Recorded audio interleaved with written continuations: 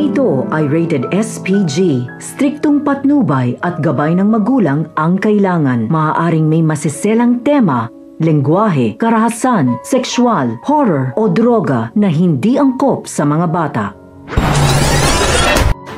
Mga kapamilya, talaga nga namang ang tuso ay galit sa kapwa-tuso. Kaya't gagawin lahat ni Roda upang baliktarin ang mag-asawang Marsing at Nita at nang sa gayon mapatalasik na ito sa kanyang inuupahang bahay. Sa kabila ng mga nangyari kay Marsing ay nangingibabaw pa rin ang kanyang pride dahil sa bawat taong makakasalubong nila ay talagang pinaninindigan pa rin nila na mayaman pa sila. Sa kabilang banda, matatandaan nga natin na muling nagbalik ng Quiapo ang mag-asawang Marsing at Nita.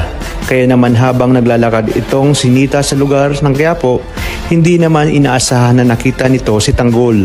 Laking gulat nga ni Nita kung papaanong nakalabas si Tanggol ng kulungan, gayong napakabigat ng kaso nito. Kaya naman nagtaka na si Nita kung bakit ito pag-alagala sa Quiapo. Dali-dali namang tinawag ni Nita si Marsing upang sabihin ang kanyang nakita at itinuro nga ni Nita kay Marsing si Tanggol. Sinabi nga ni Marsing na si Tanggol umano talaga yon, na anak nga ni Marites. Ngunit ayon pa kay Marsing na papaanong nakalabas ng kulungan si Tanggol, gayong wala umanong piyansa ang kaso ni Tanggol. At panghabang buhay nga na pagkakabilanggo ang hatol dito. Sinabi nga na mag-asawang Marsing at Nita na kung si Tanggol umano talaga yung nakita nila, ay sigurado nga hanapin ito si Mokang at sigurado umano sila na kapag nalaman ni Tanggol ang sitwasyon ngayon ni Mokang ay siguradong ililigtas ito ng binata. At sakto naman na lalapitan nila si Tanggol ay agad itong nawala sa kanilang paningin. Kaya naman sinabi ni Nita na sigurado umanong hindi pa ito nakakalayo. Kaya nga hinanap na ito ng mag-asawa. Ngunit sa kasamaang palad ay hindi na nila ito muling nakita. Bagay na pinanglumo ni Aling Nita dahil batid niyang si Tanggol lang ang makakapagligtas kay Mokang sa kamay ng napangasawa nitong si Ramon.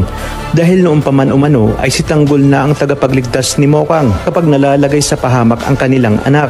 Sinabi nga ni Nita na hanggat nasa poder ni Ramon ang kanilang anak ay hindi siya mapapalagay dahil baka madamay lang umano si Mokang sa mga ilegal na ginagawa ng asawa nito.